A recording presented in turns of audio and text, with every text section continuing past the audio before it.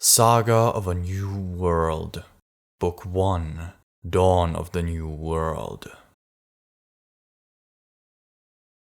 Chapter 24, A New Threat. Astrid feels herself waking up. The moment she returns from her dream, her stomach greets her with an ache. It's not really painful, but still a very persistent reminder. Even her mouth feels dry, and unlike yesterday morning, she's not full of energy. Even though she feels empty, she is too awake to stay in bed. As Astrid opens her eyes, she realizes that it's still dark. Her brother is fast asleep next to her, so she tries to stay still. Just like every other morning, she tries to close her eyes and clear her mind, but her mind is restless. Staying still is almost painful, so Astrid just gives up. She slowly scooches away from her younger brother and slides off the bed. The young elf sneaks downstairs, where she finds Finn and the sheriff in the living room. They are in the process of cleaning their weapons in the light of a flashlight. They both look up as Astrid enters. "Morning," she whispers and closes the living room door behind her. They both nod. Astrid sits down on the couch and watches them. Finn is using a metal rod to push pads through the barrel of his gun. The sheriff has disassembled her pistol and is wiping the pieces with a rag. A can of oil stands on the table between them, its sweet smell filling the room. They don't say anything as they do their work.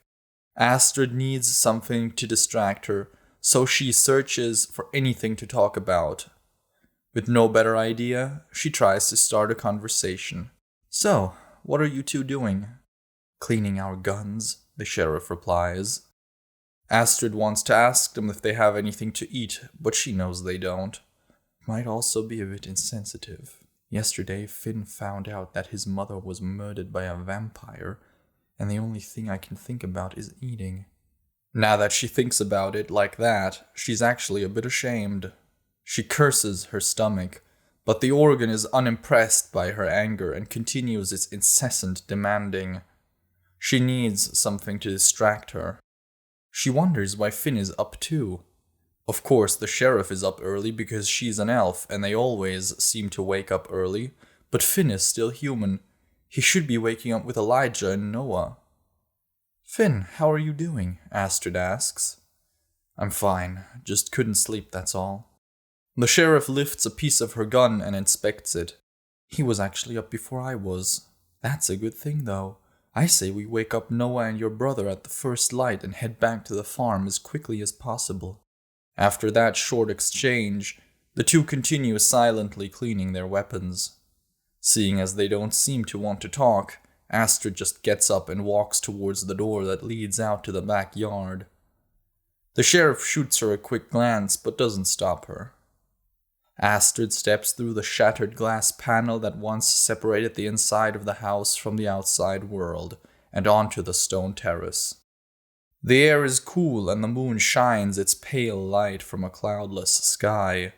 Countless stars dot the black void above, coming together to form a nebula of light that stretches across the sky. She stares up into space, mesmerized by the tiny lights in the sky.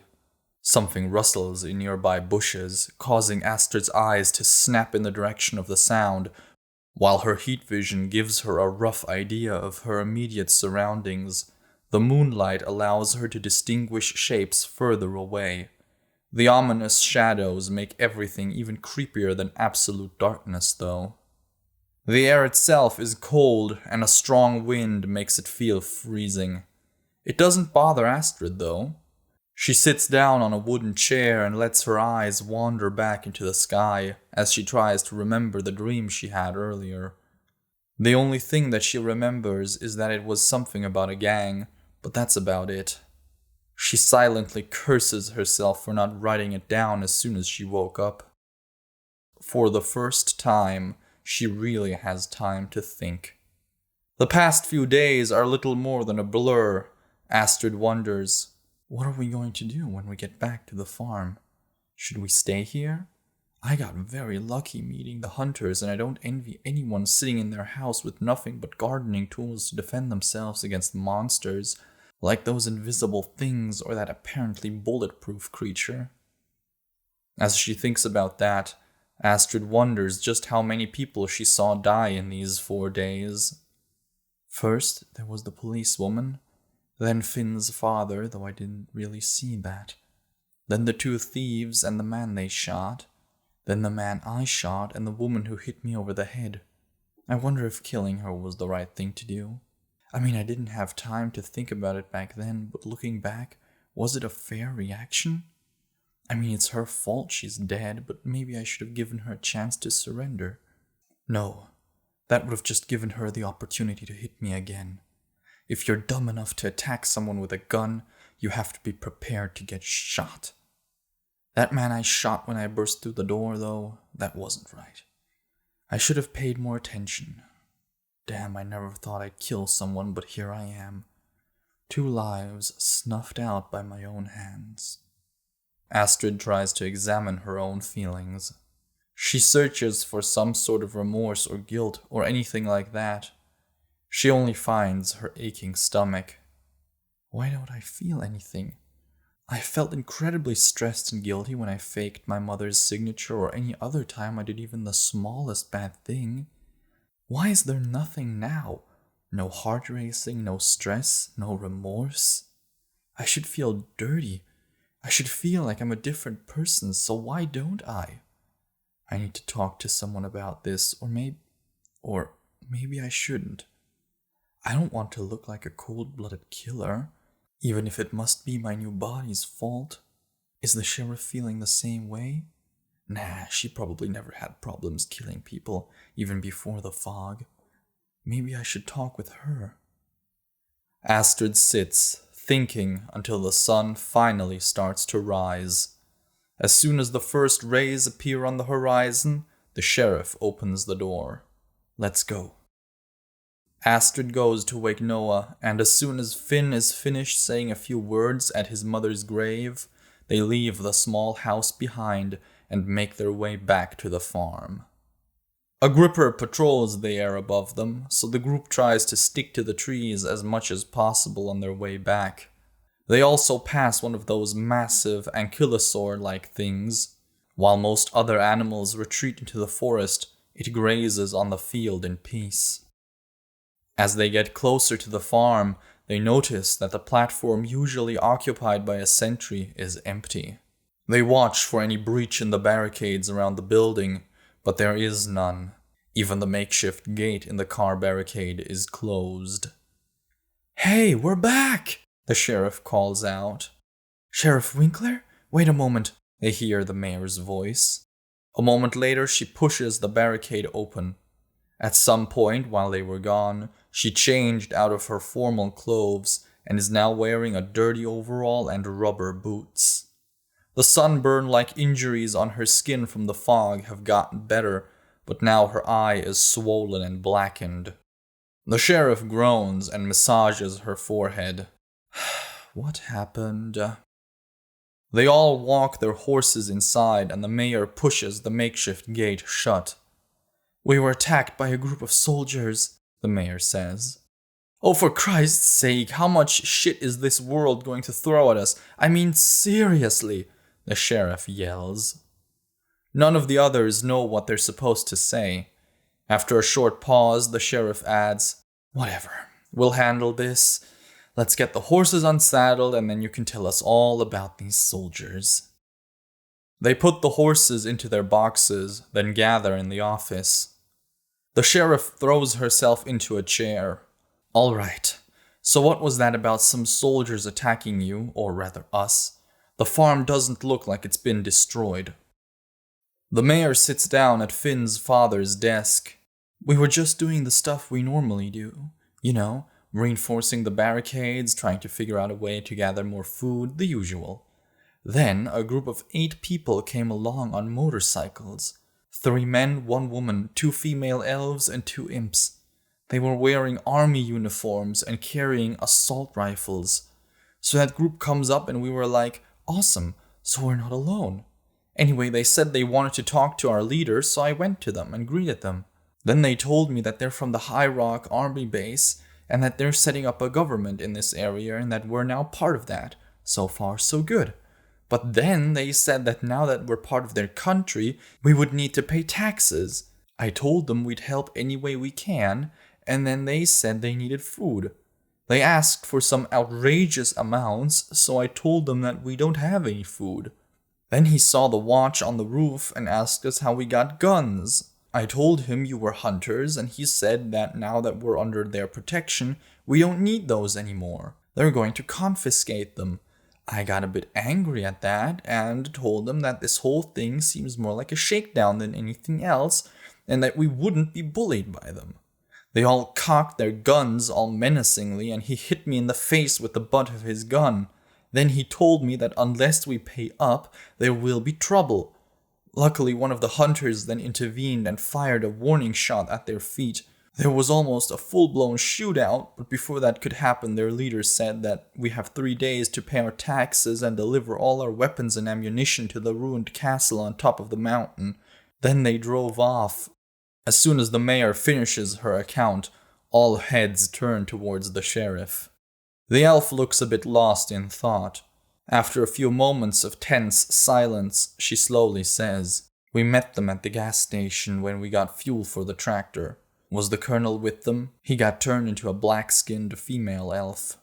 The one who talked to us was a human man. Some of the others didn't take off their helmets, so it could have been one of the elves. But I doubt McFady would let anyone speak for him." The sheriff shakes her head as she massages her forehead. "Oof. The colonel seemed nice when we met them at the gas station. I don't understand why they would do something like this all of a sudden. I doubt the colonel would allow something like this, but maybe the soldiers mutinied." The mayor suddenly looks back up from the table. "But that doesn't matter anyway. Fact is, they are threatening to kill us all, and I have no idea what we're supposed to do." The sheriff removes her hand from her forehead and frowns at the mayor. "What do you mean you don't have an idea? We know where they're operating from, and allowing them to attack us on their terms would be idiotic.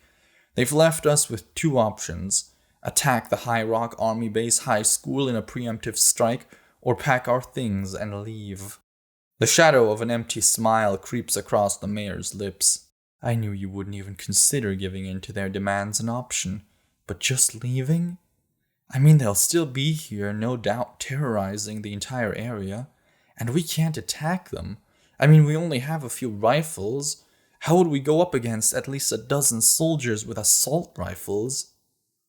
"Both options are bad, but we've been swimming in crap for the past few days, so that's nothing new. What does everyone else think?" Noah raises his hand.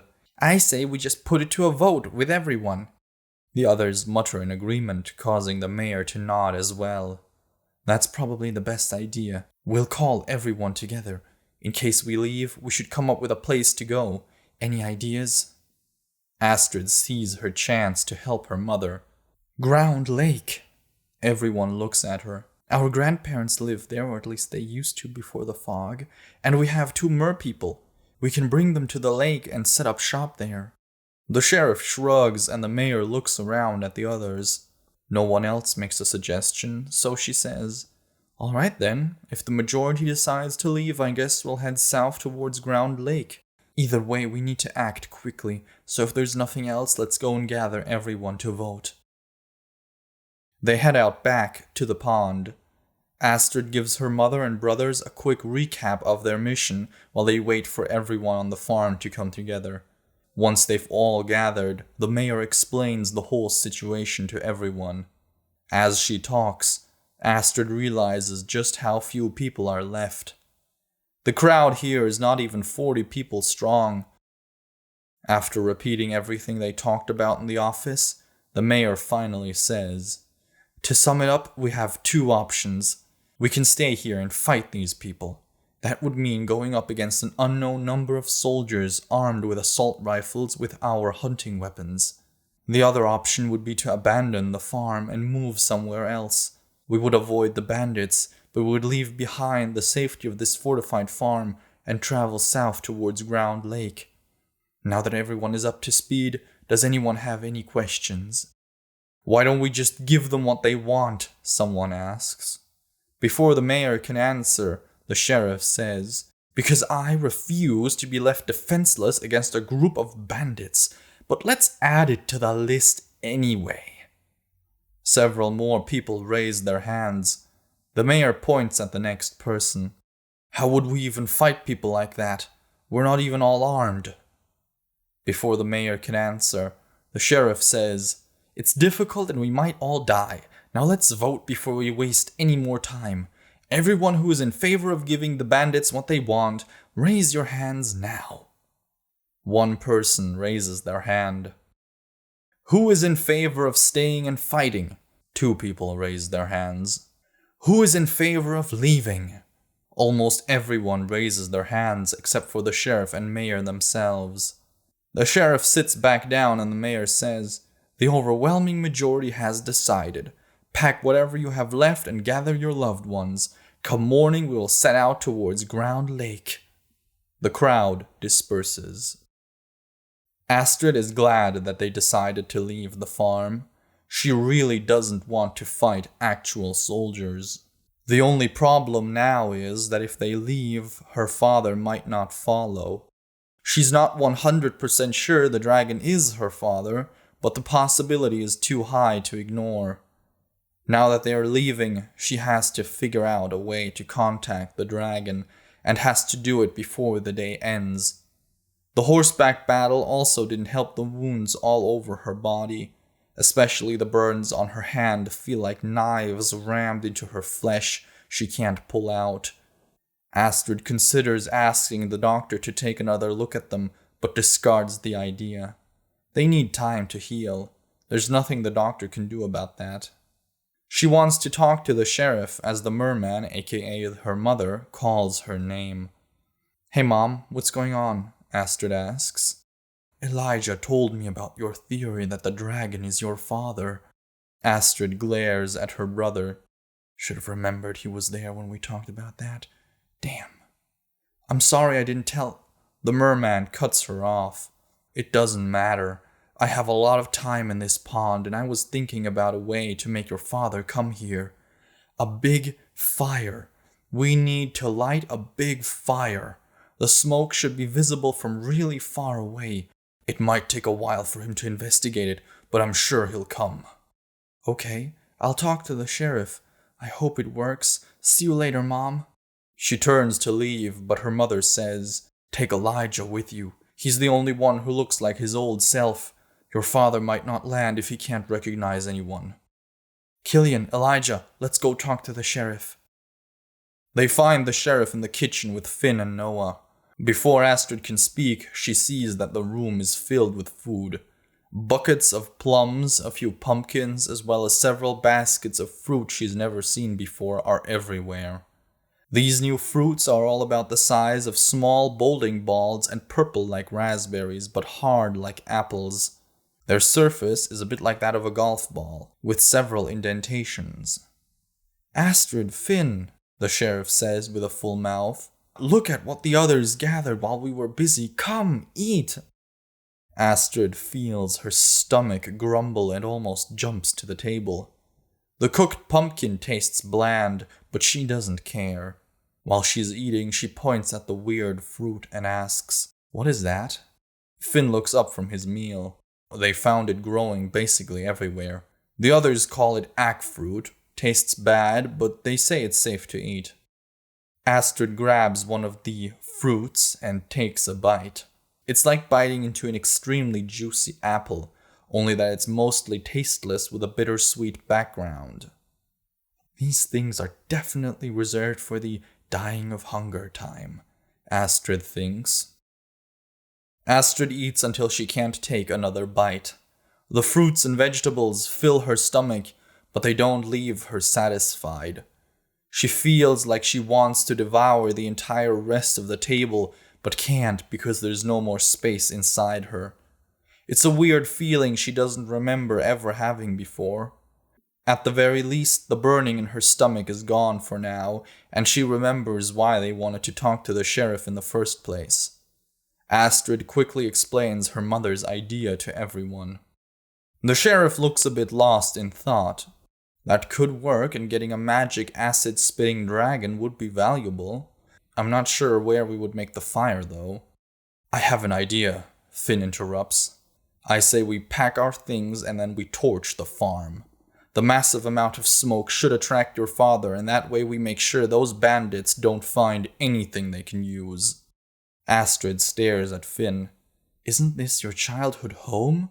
I mean, if we do that kind of thing, there would be no going back. I would rather see it turn to ash than leave it to be plundered. Astrid somehow feels repulsed by the idea of setting fire to everything. Even though his reasoning is understandable, destroying everything feels wrong. Of course, it's more likely to attract her father than a tire fire. The sheriff sets down her cutlery and strokes her imaginary beard. I don't really like the idea of destroying such a perfectly good farm, but we're leaving for good anyway, so... Astrid still doesn't like the idea, but getting her father's attention is her top priority, so she doesn't object.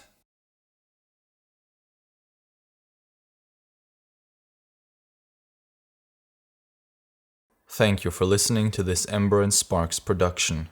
Click the box on the left to listen to the next chapter, or the box on the right to see an overview of all chapters available for this story.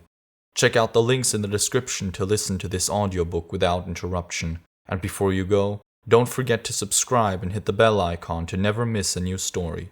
See you soon.